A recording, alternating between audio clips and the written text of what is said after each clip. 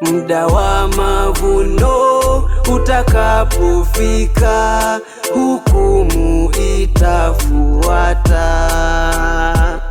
Jua litageuka na kuwa giza, hautasikia Injili.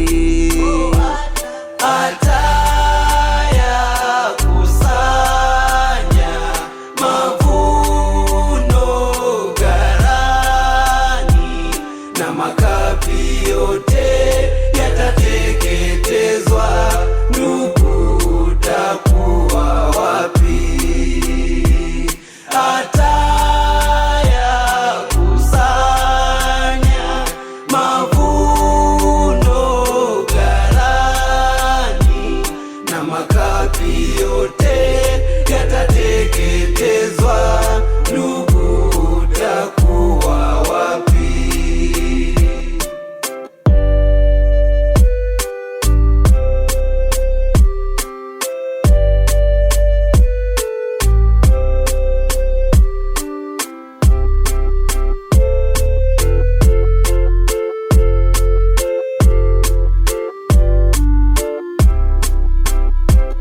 Mahubiri yote ya neno la Mungu hayatasikika tena.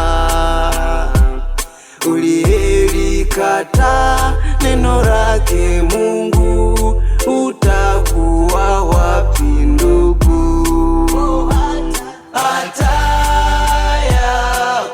Atayakusanya mavuno ghalani, na makapi yote yatateketezwa. Ndugu, utakuwa wapi?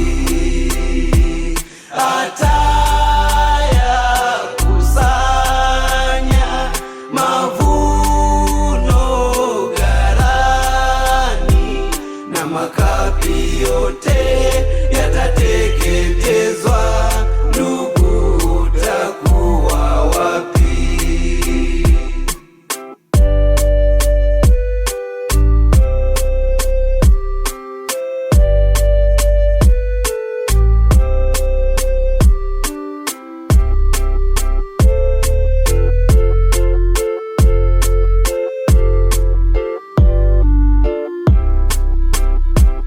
Watu wake Mungu watakapofika mbinguni kuwa na Yesu, wataimba wimbo wake Mwana Kondoo aliyechukua dhambi.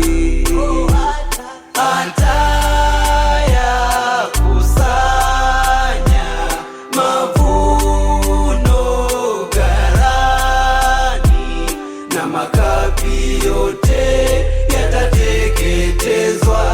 Ndugu, utakuwa wapi?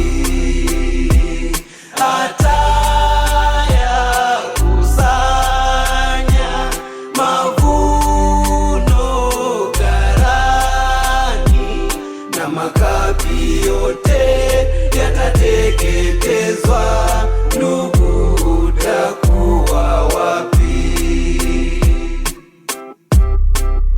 Leo nataka nizungumze na watu wale ambao bado hawajamkabidhi Yesu maisha yao, na kuomba nikukumbushe ya kwamba kuna siku ambayo utakuja kujuta.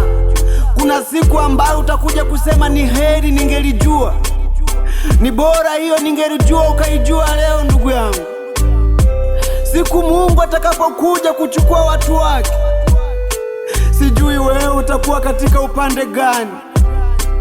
Siku hiyo itakuwepo kilio na kusaga meno. Siku hiyo watu wataomboleza.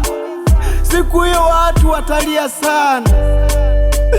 Naonea huruma wale watu ambao wanasema acha wapambane na maisha ya dunia hii, lakini kuna siku ya kilio, kuna siku ya maumivu, kuna siku ya maombolezo.